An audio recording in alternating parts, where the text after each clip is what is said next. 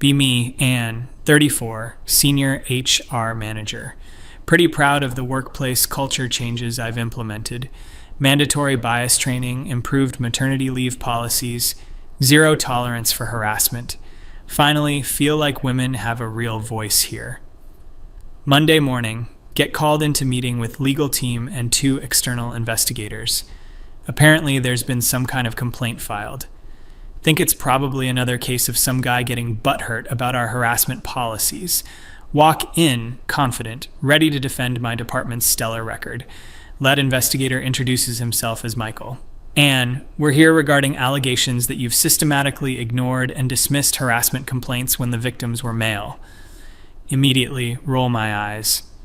Look, if this is about the David situation from last month, I explain that what he experienced doesn't really constitute harassment in the traditional sense. Michael pulls out a thick folder. Actually, we're looking at 17 separate incidents spanning the last 4 years. My stomach drops a little, but I maintain composure. 17. That seems like an exaggeration. I document everything thoroughly. Other investigator, Sarah, opens laptop. Let's start with the complaint from Robert in accounting, filed January 2020. She reads, female supervisor making repeated comments about his appearance, asking personal questions about his dating life, making jokes about his masculinity when he declined social invitations. Remember this case clearly. Robert was being oversensitive. Maria is just a friendly person. She wasn't targeting him because he's a man. Michael leans forward. Your notes indicate you told Robert that men need to learn to handle workplace banter and that he should appreciate female attention. Feel heat rising in my face. That's not exactly what I said. I was trying to help him understand that Maria didn't have malicious intent. Sarah continues reading more cases. Each one, remember, dismissing for valid reasons. These guys just don't understand how harassment actually works. It's about power dynamics, systemic oppression. Men hold institutional power, so the same behaviors don't carry the same weight. What about Tyler from IT? Michael asks. His supervisor, Jennifer, was sending him inappropriate texts, showing up at his desk constantly, making comments about his body. Jennifer is a strong woman in a male-dominated field. She was probably just trying to connect with her team members. Tyler said you told him he was being dramatic and should feel flattered. Getting frustrated now. Look, you have to understand the context here. Women face centuries of oppression in the workplace. When we finally have some women in leadership positions, men immediately cry harassment at normal interpersonal dynamics. Michael and Sarah exchange glances. Anne, can you explain why your department handled 37 harassment complaints from women in the same time? Period. But you closed all 17 male complaints without investigation. Stand up, pacing now. Because those are completely different situations. When a woman says she's uncomfortable, there's a legitimate power imbalance at play. Men have always controlled workplace culture. They can't just suddenly claim victim status when women finally have some agency. Sarah pulls up more files. What about Thomas in marketing? His female colleague was sending him explicit photos, cornering him in supply closets, threatening his job performance reviews when he rejected her advances. Remember Thomas, such a whiner. Thomas never seemed genuinely distressed about the situation. He was probably enjoying the attention and then got buyer's remorse. Michael's voice gets sharper. Thomas attempted suicide last year. His therapist's notes cite workplace harassment as a contributing factor. Feel a small pang of something, but push it down. That's tragic, but correlation isn't causation. Men attempt suicide for many reasons, usually related to toxic masculinity and inability to process emotions healthily. Did you know that Jennifer, the supervisor we mentioned, was promoted to department head last year despite multiple complaints? Sarah asks. Jennifer is an exceptional employee. I wasn't going to let some baseless complaints derail her career trajectory. Even though she had 3 separate men report her for sexual harassment. Those men were clearly uncomfortable with a woman in authority. It's a classic pattern of undermining female leadership. Michael stands up. And we've also discovered that you coached several female employees on how to file complaints against male supervisors, but you discouraged male employees from filing formal complaints. Getting really heated now. Women need support navigating a system that's historically silenced them. Men already know how to advocate for themselves. They run everything. Actually, Sarah says, pulling out recordings, we have audio of you telling Kevin from sales, and I quote, "Men can't really be sexually harassed by women. It's not the same thing. You're just being sensitive." Shit. Forgot about that recording. That was taken out of context. I was trying to educate Kevin about systemic power structures. Michael sits back down. Help us understand your logic, Anne. Walk us through your decision-making process. Finally, someone wants to actually hear my reasoning. Look, harassment isn't just about individual interactions. It's about systemic oppression and power imbalances. Women have been marginalized in workplaces for decades. When men complain about female behavior, they're often just uncomfortable with women finally having some agency and confidence. So you believe men cannot be harassed by women? Sarah asks. Not in the same way, no. Context matters. Historical context, power dynamics, systemic inequality. A woman making comments to a man isn't the same as a man making comments to a woman because of centuries of patriarchal structures. Michael pulls out another document. What about statistical data showing that male harassment complaints have increased 340% industry-wide in the past 5 years? That just proves my point. Men are feeling threatened by women's growing workplace equality. They're weaponizing harassment claims to undermine female progress. Sarah looks incredulous. So you think men are lying about being harassed? Not lying exactly, but misinterpreting normal social interactions through a lens of male fragility. Men aren't used to women being assertive or confident. They mistake normal female behavior for harassment because they expect women to be passive and deferential. Michael's getting visibly angry now. Anne, do you hear yourself? You're essentially arguing that men's experiences don't matter because of their gender. That's not what I'm saying at all. I'm saying that context matters. You can't ignore historical and systemic factors when evaluating individual complaints. What if the genders were reversed in these situations? Sarah asks. Would you tell a woman that she was being oversensitive if her male supervisor was sending her explicit photos and cornering her? That's completely different. Women face genuine threats in those situations. Men are physically stronger, hold more institutional power. The dynamic is entirely different. Michael slams his hand on the table. Jesus Christ, Anne, listen to yourself. You're saying that sexual harassment is okay if the perpetrator is a woman and the victim is a man. Jump at his outburst, but stand my ground. Don't raise your voice at me, and don't twist my words. I'm talking about systemic analysis, not individual justification. No, you're talking about discrimination, Michael shouts back. You've created a workplace where half the population's complaints are automatically dismissed based solely on their gender. I've created a workplace where women finally feel safe to speak up and assert themselves. Sarah tries to calm things down. Anne, let's look at this practically. 3 men have left the company citing harassment. 2 have filed external complaints with state agencies. 1 attempted suicide. How do you justify these outcomes? Individual outcomes don't negate the broader pattern of male resistance to female empowerment. Sometimes progress requires some discomfort. Michael turns red. Discomfort? Thomas almost died. Robert had panic attacks for months. Tyler transferred departments and took a pay cut to escape his supervisor. Those men chose those responses. I can't be responsible for how people react to workplace dynamics they don't understand. You absolutely can be responsible, Michael yells. You're the HR manager. Your job is to protect all employees from harassment, not just the ones who fit your ideological framework. My job is to create equitable workplaces, and sometimes that means challenging existing power structures, even when it makes people uncomfortable. Sarah pulls up more documents. Anne, we found emails where you explicitly told male complainants that they should examine their own biases, and Consider whether they're really victims or just uncomfortable with changing dynamics. I was encouraging self-reflection and growth. Men need to interrogate their assumptions about women in the workplace. Michael's practically screaming now. You told a man being sexually harassed that he needed to examine his biases. What the hell is wrong with you? Nothing is wrong with me. I'm trying to create meaningful change instead of perpetuating systems that silence women's voices. By silencing men's voices instead? Sarah asks quietly. The question hits differently than the yelling. Feel momentarily uncertain, but push through.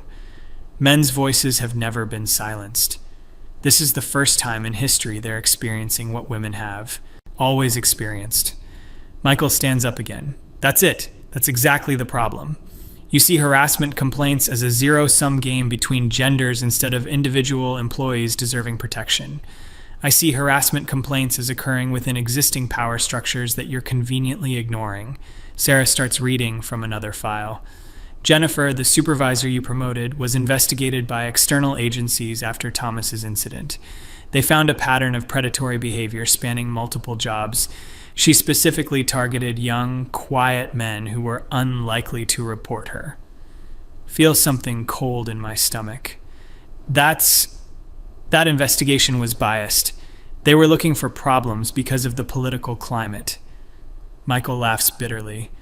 Political climate. And she had photos of male employees on her personal phone.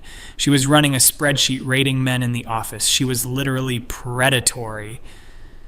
You don't know the full context of those materials. Women are allowed to have opinions about their colleagues. Sarah shows me printouts, explicit photos, detailed sexual comments, a literal scoring system for male employees. Feel the room spinning a little. This doesn't represent systematic harassment. This is just Jennifer has poor judgment in her personal communications. Michael grabs the papers. Poor judgment. She rated Thomas a 9 out of 10 for conquest difficulty and wrote detailed plans for isolating him from other employees. You're interpreting personal notes through a lens of assumption. Women are allowed to find men attractive and express that privately. She destroyed his mental health, Michael screams. She systematically broke down his confidence, isolated him from colleagues, and threatened his career. And you protected her. I protected a qualified female employee from a hostile work environment created by male discomfort with female authority. Sarah pulls out more recordings. We also have audio of you coaching Jennifer on how to reframe her behavior if questioned, and telling her that men's complaints shouldn't be taken too seriously. Shit. I was helping a colleague navigate unfair scrutiny. Women's behavior is constantly policed in ways men's isn't. Michael sits down, looking exhausted. Anne, I need you to listen very carefully. Forget gender for a moment. Forget politics. Forget power structures. Forget everything except basic human decency. You can't forget gender when gender shapes every interaction in society. Just listen, please. He takes a breath. An employee came to you saying they felt unsafe at work. They said someone was making them uncomfortable, threatening their job, sending unwanted sexual communications. What should your response be? It depends on context, on who the people are, on historical dynamics, on power relationships. No, it doesn't. Your response should be to investigate and protect that employee. Period. Sarah nods. Anne, harassment isn't about gender politics. It's about one person using power to harm another person. That can happen in any direction. But it doesn't happen in a vacuum. You can't ignore centuries of male dominance and suddenly pretend men and women are equally positioned in society. Michael pounds the table again. We're not talking about society. We're talking about individual human beings who came to you for help and you failed them. I didn't fail anyone. I made decisions based on comprehensive analysis of power dynamics and systemic inequality. You failed Thomas, he shouts. You failed Robert. You failed Tyler. You failed every man who trusted you to do your job. My job is to advance equity, not to enable male fragility. Your job is to protect employees from harassment. All employees. Sarah shows me legal documents. Anne, the company is facing 4 lawsuits. The State Labor Board is investigating. Your actions have created massive liability. Legal systems are designed to protect male power structures. Of course they'd side with men claiming victimhood. Michael looks at me with disgust. You know what? You're right about one thing. There is a power imbalance here. Exactly. Finally, you're seeing the power imbalance is that you had authority over vulnerable employees and you abused it. The words hit like a slap. I never abused any authority. I used my position to create positive change. You used your position to dismiss harassment based on the victim's gender. That's textbook discrimination. Sarah starts gathering documents. And, based on this investigation, we're recommending your immediate termination and referral to state employment authorities. Feel panic rising. You can't do this. I've dedicated my career to making this workplace safer for women. Michael shakes his head. You've made it more dangerous for everyone. You've legitimized harassment as long as it serves your agenda. I don't have an agenda. I have principles. I believe in equity and justice. You believe in selective justice based on gender, which isn't justice at all. Sarah stands up. The company will be conducting remedial training and bringing in new HR leadership. Several of your decisions are being reversed. You're going to undo years of progress. Women will lose the protections I fought to establish. We're going to protect all employees equally, which is what you should have been doing all along. Michael gathers his papers. Anne, I want you to think about something. You claim to fight for justice, but you denied justice to multiple victims because they were the wrong gender. Those men weren't victims. They were obstacles to female advancement. They were human beings deserving basic respect and protection, and you failed them completely. Feel tears starting. You don't understand what I was trying to accomplish here. Women have been silenced for so long. I was trying to level the playing field by rigging it in the opposite direction, Sarah says softly. That's not leveling. That's just discrimination with better marketing. Michael stops at the door. You want to know the really tragic part, Anne? You've probably set back legitimate women's causes by years. When HR departments selectively enforce policies, it undermines trust in the entire system. That's not my fault. That's society's fault for not understanding systemic inequality. No, he says quietly. That's your fault for confusing activism with administration. Your job wasn't to be a crusader, it was to be fair. Fairness without context isn't really fairness. Discrimination with context is still discrimination. They leave me alone in the conference room. Sit there trying to process what just happened. These people just don't understand the bigger picture. They're so focused on individual cases, they can't see the forest for the trees. Pull out phone to call my friend Rachel. Need someone who understands what I'm dealing with. Rachel, I'm being railroaded at work. They're trying to make me responsible for male employees being uncomfortable with strong women. Wait, slow down. What exactly happened? Explain the whole situation. How investigation found patterns in how I handled complaints. How they're claiming I discriminated against men. Jess, did you actually dismiss harassment complaints from men? I evaluated them within proper context. Men and women don't experience harassment the same way. Long pause from Rachel. Jess, I've known you for 10 years. You're passionate about women's rights, but did you actually ignore legitimate complaints? They weren't legitimate in the traditional sense. These men were just uncomfortable with female assertiveness. Another pause. Honey, what if it was your brother calling you? What if someone at his work was harassing him and HR dismissed it because he's a man? Never thought about it that way, but that's different. My brother would handle himself differently. That's not the same thing, Rachel. My brother has male privilege. He'd never be in that position. But what if he was? What if someone was genuinely harassing him and no one believed him because of his gender? getting frustrated with Rachel too now. You're missing the point. Individual scenarios don't matter when there's systematic oppression at play. Jess, listen to yourself. You're saying individual people don't matter if they don't fit your theory. I'm saying context matters, power dynamics matter, history matters. Rachel sighs. I think maybe you got so focused on the big picture that you lost sight of actual people. That's not justice, Jess. That's ideology. Hang up on her. She doesn't understand either. Nobody understands what I was trying to accomplish. Drive home thinking about everything. Maybe I made some procedural errors. Maybe I could have been more diplomatic in my explanations. But I was fighting for something important. Trying to create real change in a hostile environment.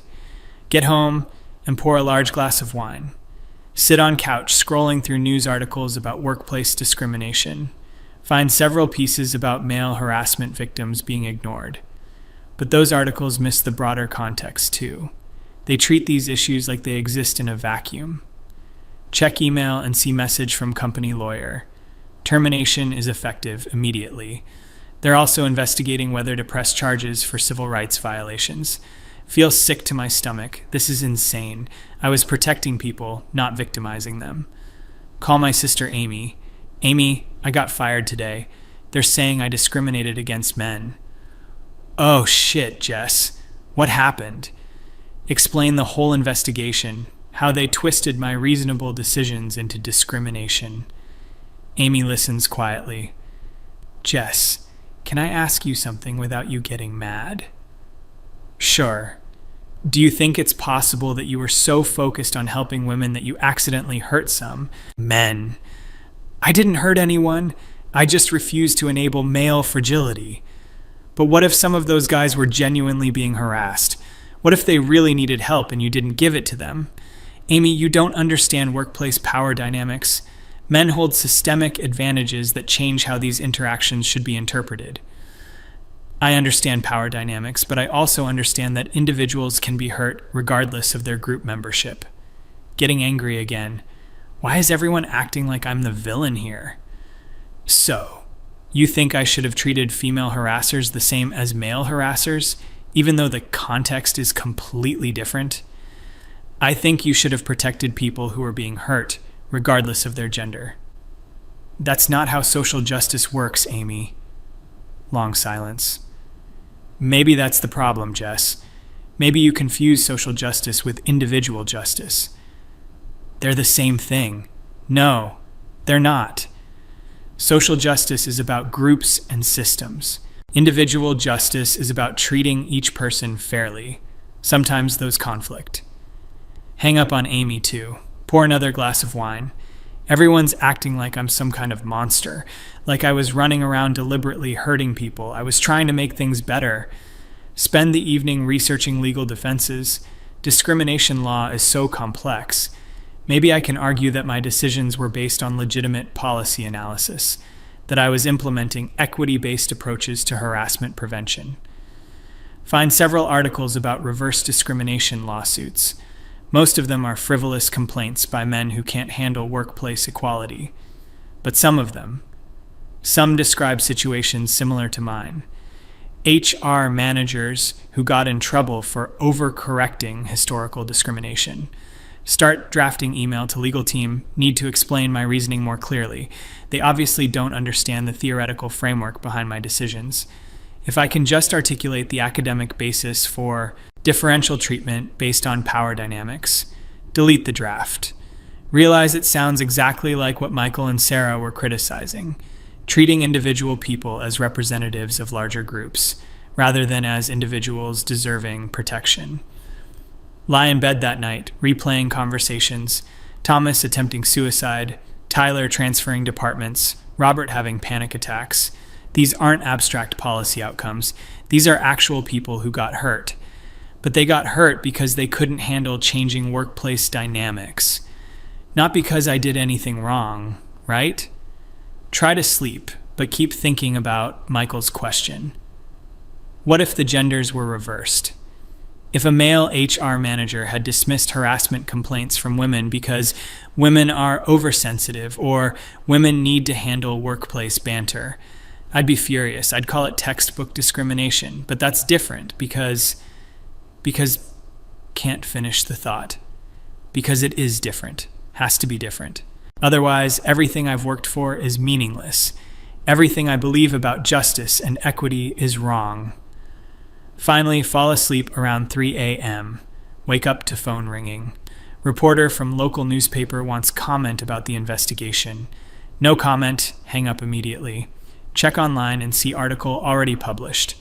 Local company faces discrimination lawsuit after HR manager allegedly ignored male harassment victims.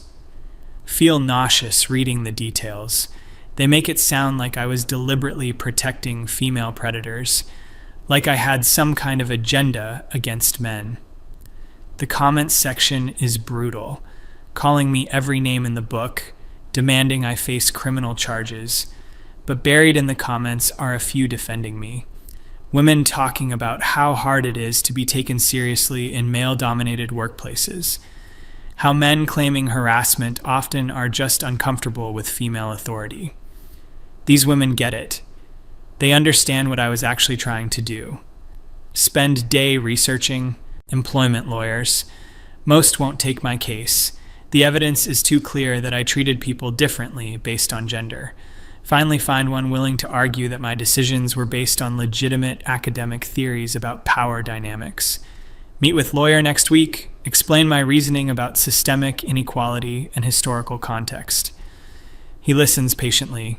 Anne, I understand your theoretical framework, but employment law doesn't recognize contextual discrimination as a defense. But shouldn't law evolve to reflect more sophisticated understanding of power structures? He shakes his head. Maybe in theory, but in practice, you have to treat individual employees equally, regardless of your analysis of group dynamics. Even when that perpetuates systemic inequality. Even then, your job was to apply policy consistently, not to correct historical injustices through selective enforcement. Leave lawyer's office feeling defeated. Everything I worked for is being framed as discrimination. My attempts to create equity are being called prejudice. The system is so resistant to real change. Get home to find process server waiting. Being sued by 3 former employees, civil rights violations, emotional distress, hostile work environment.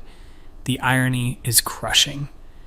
I'm being accused of creating the exact conditions I spent my career fighting. Call Rachel back. Rach, I think I need to really examine what happened here. I'm glad to hear you say that, but I still don't think I was wrong about the broader principles. Maybe you weren't wrong about the principles, but wrong about how you applied them. Think about that conversation for days. Maybe the problem wasn't my understanding of power dynamics. Maybe it was thinking that understanding justified treating individuals unfairly. But if you can't make decisions based on systemic analysis, how do you create real change?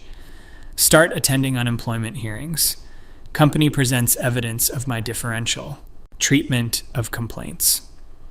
My lawyer argues that I was implementing equity-based policies. Hearing officer asks direct question, did you dismiss harassment complaints based on the complainant's gender? Long pause before answering. I evaluated complaints within the context of historical power dynamics and systemic inequality. That's not what I asked. Did you treat male and female complainants differently? Another pause. Yes, but with legitimate justification based on... Thank you, that's all I need to hear. Denied unemployment benefits. Decision states that differential treatment based on gender constitutes discrimination regardless of stated rationale. Appeal denied. State Employment Board opens formal investigation. Professional reputation destroyed. Months later, sitting in mediation with Thomas's lawyer. He's seeking damages for emotional distress and lost wages. Looking at him across the table, realize I never actually saw him as a person. Just as a representative of male privilege who needed to be educated about power dynamics. His lawyer reads impact statement, panic attacks, insomnia, loss of confidence, relationship problems. My client trusted your HR department to protect him, and you failed him because of his gender. Want to argue about context and power structures. But looking at Thomas, just see someone who got hurt. Settlement negotiations drag on. My lawyer keeps pushing contextual discrimination defense, but even he admits it's not legally viable. Anne, you need to decide whether you want to keep fighting this or acknowledge what happened and try to move forward. Realize I've been so focused on being right about systemic inequality that I stopped caring about individual fairness. Thought I was fighting injustice but created new injustice. Tried to be a warrior for women's rights and became exactly what I claimed to fight against. Someone in power who abused that power to harm others based on their identity. Settle all lawsuits out of court. Agree to never work in HR again. Publicly apologize for my errors in judgment. But still can't bring myself to say I was fundamentally wrong. Just that I made implementation mistakes. Year later, working retail while trying to rebuild life. News article appears about new harassment prevention training at my former company. Training emphasizes equal protection for all employees regardless of gender. Includes quote from new HR director, "Everyone deserves safety and respect at work, period." Read that quote over and over. So simple. Why couldn't I see it that way? Why did everything have to be about groups and systems and historical context? Why couldn't I just protect people who needed protection? Lying in bed that night, finally understand what Michael meant. I became so focused on correcting historical injustice that I created present injustice. Thought my good intentions justified bad outcomes. Believed my understanding of power dynamics gave me permission to use power unfairly. But now understand that believing in justice for groups doesn't mean you get to deny justice to individuals. Learn the hard way that becoming the thing you claim to fight against is easier than you think, especially when you convince yourself it's for a good cause. Maybe the real lesson is that justice isn't about choosing sides. It's about treating each person with dignity regardless of what group they belong to. Took destroying my career and hurting innocent people to learn that. But at least I finally learned it.